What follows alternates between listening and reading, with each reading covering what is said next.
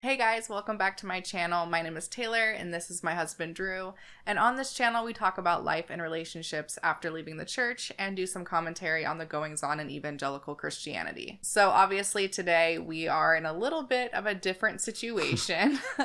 Drew and I are actually traveling right now, so please excuse the setup that's a little bit less than ideal because we have a light over here. We're kind of limited on space, and so the light is really close to us, and it's making me really shiny. I tried. No, I think it's okay. It's just, it is what it is. As a lot of you guys know, Drew and I recently moved just a few months ago. And getting ready to move, I went through a lot of our old boxes of stuff that we had, like memories and whatnot. I actually found my testimony. I wrote it out, and this is the testimony that I gave before I got baptized. And so today I thought it would be really interesting to read this and kind of give you guys a little bit of commentary on how I view it now and how things have changed and how things haven't changed. Before I get into the testimony, I do want to give you guys a little bit of context of what was going on in my life leading up to me getting baptized. So if you guys have seen my video about growing up as a missionary kid, then you may know that I actually went to boarding school for about a year, my sophomore year of high school. And that was a really hard time in my life. I did not make the transition to boarding school very well. I think just overall transitions were kind of difficult for me. Yeah. Being an introverted kid and a kid that liked to be with their parents Right. a lot. And just like now I know about myself that I'm not neurodivergent. That was, something that played into that difficulty for me. It just was a hard time. And I think that going through that struggle, I felt as though I drew closer to God during that time. And that really was what prompted me to get baptized. And I got baptized, I think, when I was 15 or 16. So, which is really late coming from my very Baptist well, perspective. In the missionary community I was in, that was considered... That was late. That was late, well. yeah. Okay. Like most of my friends had already been baptized. Like as kids before they were teenagers, probably. Yeah. But my parents felt like it needed to be my own decision to get baptized. It wasn't something that they were forcing on me. Of course, there is just a pressure that existed regardless of whether or not they were pushing that, because the culture that I grew up in, baptism was a really important thing, and most people had been baptized at a much younger age. So I did experience that pressure, but I am happy that, At the very least, you could wait till you were a teenager. Yeah. I think that was an appropriate age to make a decision like that. Yeah. I mean, a little bit more appropriate than like 8. I mean, I think I was like 6. Oh, wow. So, I would agree with you. I did get baptized when my family was living in Indonesia, and I got baptized in a pig pond, actually, which was kind of a cool experience. And didn't you choose a Flyleaf song to be playing? Yes, and that is part of the testimony. Oh, okay. Okay. If you were at my baptism, this is what you would have heard me read before I got baptized. I'm going to start out with a verse that has meant a lot to me. It's Philippians 4:4-9. Rejoice in the Lord always. I will say it again, rejoice. Let your gentleness be evident to all. The Lord is near. Do not be anxious about anything, but in everything, by prayer and petition, with thanksgiving, present your requests to God. And the peace of God, which transcends all understanding, will guard your hearts and your minds in Christ Jesus. Finally, brothers, whatever is true, whatever is right, whatever is lovely, whatever is admirable, if anything is excellent or praiseworthy, think about such things. Whatever you have learned or received or heard from me or seen in me, put into practice. And then the God of peace will be with you. Okay, so I've talked about this before on my channel, but Philippians 4:4-9, and specifically the middle portion of that. Do not be anxious for anything. Yeah, that has always been my favorite verse in the Bible. Yeah. And the reason for that being, I have always suffered from very extreme anxiety. And I think at this time in my life, I really had this idea that the way to kind of remedy my anxiety was to just will it away.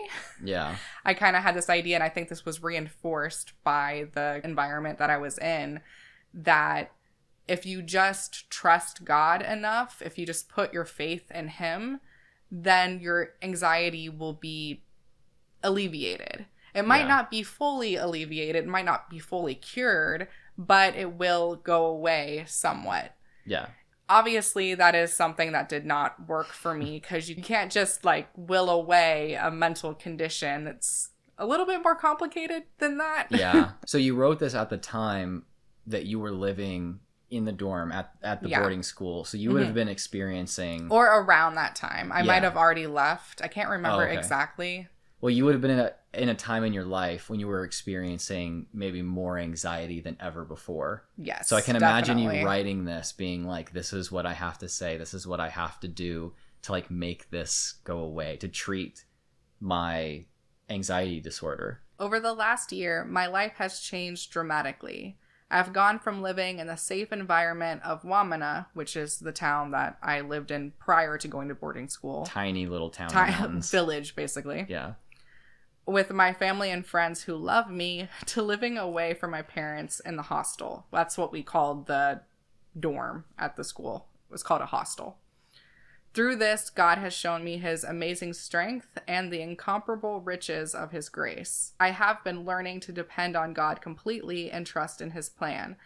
Not to coast off the faith of my parents, but to start trusting completely in God on my own. So you can definitely tell by the way that I wrote this that I was going through a hard time leading up to this. I like how I wrote, I went from living in the safe environment of Wamena with family and friends who love me to living away from my parents in the hostel. Yeah. If you speak really fluent Christianese, then you might read, God has shown me his amazing strength and the incomparable riches of his grace, not as actually directly saying that, but as saying things have really sucked. And I have barely stayed alive. And the way that I have stayed alive is just to tell myself every day, God's going to get me through it. God's going to get me through it. Like, it's, correct me if I'm wrong, but it almost like reads more like a cry for help than it does as, God's been so good. I'm so blessed. I mean, reading it now as an adult, it definitely comes off kind of as a cry for help, at least trying to communicate to people what my mental state was in at the time. I do think, because at that time when I was living at the boarding school, I got really into like journaling, and I would like read the Bible and like write down different whatever verse spoke to me that day, and then I would just journal my thoughts on it or talk about whatever was going on. And that was actually like a ritual I did almost every single day, and no other point in my life have I ever journaled like that, been that dedicated to journaling. And I think that was actually something that was beneficial for me at the time, although obviously, I don't view things the same way now. I'm not a Christian. I don't subscribe to those religious beliefs. I think just the act of reflection and meditation almost was something that was helpful for me and was a way that I kind of dealt with the emotions that I was feeling at the time. Now I would do things differently, but I think there was a usefulness of it. Oh yeah. No, I definitely agree. It's kind of like when we're talking about mental health stuff here, we never say, oh, don't pray, don't journal, don't meditate. No, do all those things. Just realize that is one part of of developing healthy coping skills and dealing with mental health issues, you know? So you doing that was great. It also would have been great if you could have received secular counseling or medication. Or something to that would work together with that. Right. I mean, so it does to me now kind of read as a cry for help, but I also think there's accuracy in it. Yeah. I think there's accuracy in me stating I went through stuff that to me was somewhat traumatic and a struggle, and I've come out on the other side. And I think that even though that situation sucked, I wouldn't necessarily like wish it didn't happen. because I think it did help me. Yeah. Now I view it through a different lens, but I think it did help me at the time. Yeah. The next part of my testimony here is really like, oh, girl, no. Like, this is a part of my testimony that I'm like, I completely disagree with this now. Okay. All right. I have made many mistakes in my life. Mistakes that not only have hurt me, but have hurt other people. And although the guilt from that never completely goes away, I have found through God's amazing grace, I have been cleansed by Christ's blood. So what did you do that was so bad? Normal teenager shit. Like, looking back on this now, I'm like, what did I do that was so bad and I had to feel like so guilty over it? Nothing, really. I mean, normal things that all teenagers did. And most of the things that I know that I was referencing here were like sexual experimentation and whatnot. Yeah, sexual experimentation, like making out with my boyfriend. Yeah. And maybe exploring other things that are, a little bit crossing the line a little bit more than making out. Yeah. And of course, that's just normal growing up stuff. Yeah. It's nothing to feel super bad over. I mean, maybe there was a healthier way that I could have gone about it, but I think that I did the best that I could have given the information that I had at the time. From what I know of that time, the maybe healthier way of going about it was not really on you. It was like, if you could have talked to an adult about what you were doing, not that you actually did anything unsafe, not that you actually did anything that was over the line for your boundaries or anybody else's boundaries. Yeah. Like, is pretty mild. Like, yeah, it was pretty really, mild. really mild, actually. But I think why I included this in my testimony is because for the type of Christians that I grew up with, this admitting to sin is a very integral part of your testimony. Yeah. Because the entire point, especially when you're being baptized, the entire point is to give up your life of sin or your life of debauchery or whatever and then start your new life with Christ. Yeah. That's the entire point. So I think that at the time, this was a very normal thing for me to be expressing in like my testimony before baptism, is admitting I'm a sinner and that, I need to be saved. Yeah. Obviously, I really disagree with this now. Yeah, and it's like, I don't know. I can understand. I mean, I do think that everybody has flaws and everybody has things that they kind of need to try to do better on or even atone for in some way. Mm-hmm. Everybody has like brokenness, I guess. If you want to call it that, I guess. Yeah, if you want to call it that. I'm not sure I would exactly call it brokenness, but if you want, I guess.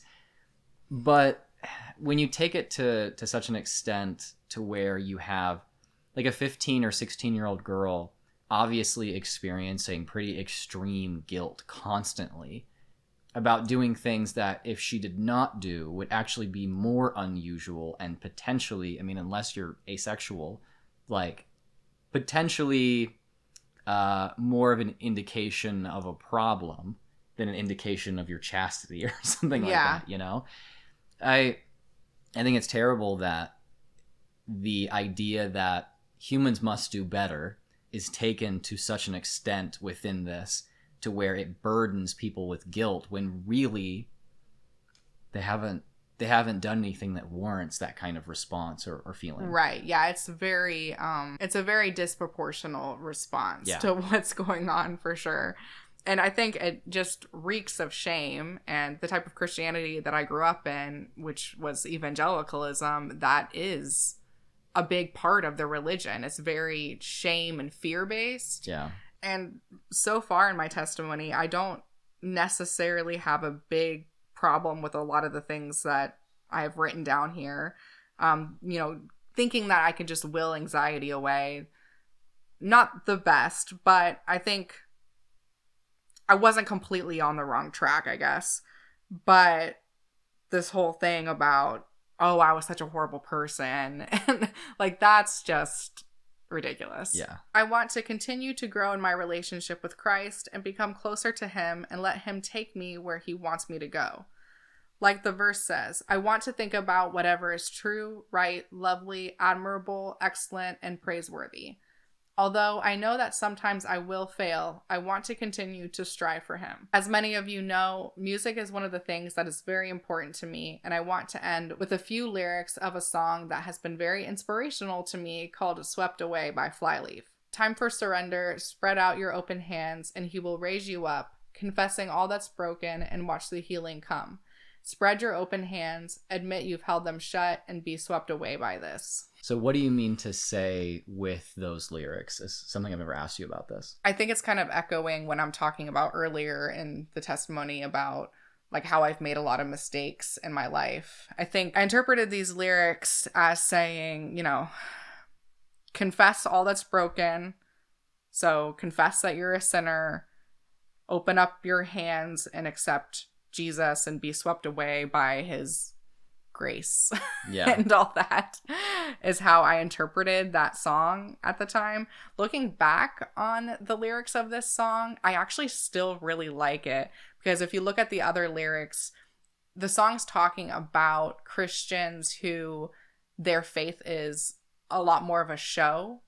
They're doing it because like they're being outwardly Christian because it's advantageous for them, but they can't really back up their words with action. Yeah. They're just a lot of talk. Like it reminds me of televangelists. I don't know if that's who they had in mind when they were writing the song, but they're talking about like fake Christians basically. Gotcha. So it's actually a song that I really like. It's just I took it kind of out of context. My 16-year-old self took it out of context so that I could say that I'm horrible, basically. Yeah. So when you say that I know that sometimes I will fail, but I want to continue to strive for him, I think that is an attitude, that I'm thankful that my parents instilled me with, and I'm sure you are too, that, when we have moral failings, we'll pick ourselves back up, we'll keep going, we'll try to continuously be a better person.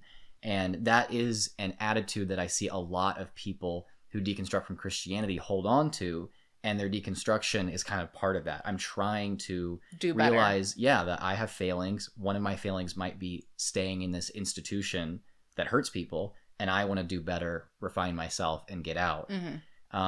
It's unfortunate that it's surrounded by so much guilt for things that you haven't actually done wrong. But at least there is that little kind of diamond in the rough, I think. I don't know if that's necessarily a diamond in the rough because I don't think that at the time that's how I would have thought about it. Really? I don't think it was I'm going to keep going even if I fall at times or don't completely make the mark. I'm going to keep trying. It's not really about that. I think it was more like I know I'm like a piece of shit and I'm going to fail inevitably. So I'm giving this over to God so that he can do it. Yeah, I think that's kind of more the vibe of it. Well, that's unfortunate. Yeah. I thought it was interesting when I wrote, I want to continue to grow in my relationship with Christ and become closer to him and let him take me where he wants me to go. The part of I want to continue to grow closer to Christ, I don't see that necessarily as problematic. I think that if you're a Christian, that's something that's obviously important to you. Yeah. But the part where I wrote, let him take me where he wants me to go, to me, that just screams that I didn't think that I had any agency in my life. Yeah. And that what I did had to be determined by this outside force that I could not actually communicate with, but just vaguely interpret what he wants me to do through the Bible or just like feeling the Holy Spirit, which, let's be honest, that's just vibes. Yeah. So, I think that there are, unfortunately, and I think this is very true for evangelical women, that they really don't feel like they can have their own agency or make their own decisions because we're taught stuff like this, that you need to confess you're a sinner, you need to talk about how you're so broken to everybody. So you have this idea that you can't make decisions on your own and it has to be up to somebody else. And I think that there's a way for people to go about Christianity where those things aren't involved. I think there's a less shameful way to do it.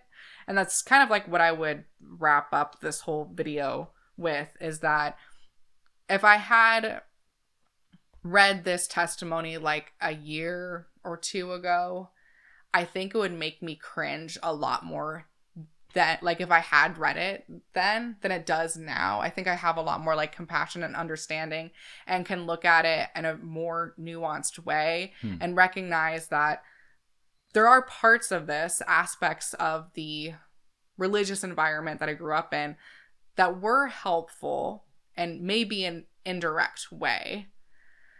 And if that had not been, if like the shame and the like stripping of your agency wasn't so entangled with that, yeah, I think that I wouldn't have like a problem really with this now. I don't know if any of that makes sense, but yeah, no, I think that you're right on there. For myself, the further I get from having made that switch out of Christianity, I feel like the more nuanced I'm able to be in the way that I see that now. I see the good things that I got from that, and I'm able to really take like a sharp knife to the separating the good parts and the bad parts. Yeah. You know? So I'm glad that you're able to see this in not a purely like negative way, because I think that actually indicates that you are growing and you are open. But the fact that you're also standing your ground on it was bad for me to be shamed that much as a 15-year-old doing normal stuff. That also shows that's bad. That shows that you have taken on your own agency. Yeah. And I'm proud of you for doing that. Thank you. I really think that even a year ago, if I would have come across this, I would have been like, oh my God, like this is so cringy. Yeah. But it's like, no, there was some utility in this. I think me journaling and having a place where I expressed my emotions day to day, I think that was super important to me. And I think for people that need something like that, and Christianity is a place that they can do that, I don't see a problem with that, as long as you're not bringing in this shame and fear and, you know, stripping of agency and hurting other people with your beliefs. I think there is utility in that. Yeah. I think now that there's a better way to go about that for me personally. Yeah. Like Christianity isn't the way that I go about that now. Yeah. But I'm not going to say other people can't do it that way. Right. So my final question for you, most important one here, obviously. Does Flyleaf hold up upon deconstruction? Is it still good music? Personally, I think yes. I feel like Flyleaf is like genuinely a good band, and you cannot say that for the majority of Christian bands. Like the majority of like actual Christian bands like just flat out suck. Yeah. But Flyleaf, their lyricism and their musicality is really top notch. Samir is a really excellent songwriter and guitarist, and it shows no matter what project he's involved in, I think. Thank you guys so much for watching, and a huge thank you to my patrons who help make these videos possible. If you like this video, please be sure to subscribe and ring the bell. If you'd like to follow me on social media, my Instagram is Taylor_the_antibot. And if you'd like to consider supporting this channel financially, a link to my Patreon will be down in the description. And we'll see you all on the next one. Say bye. He hates this. He wants to go to bed.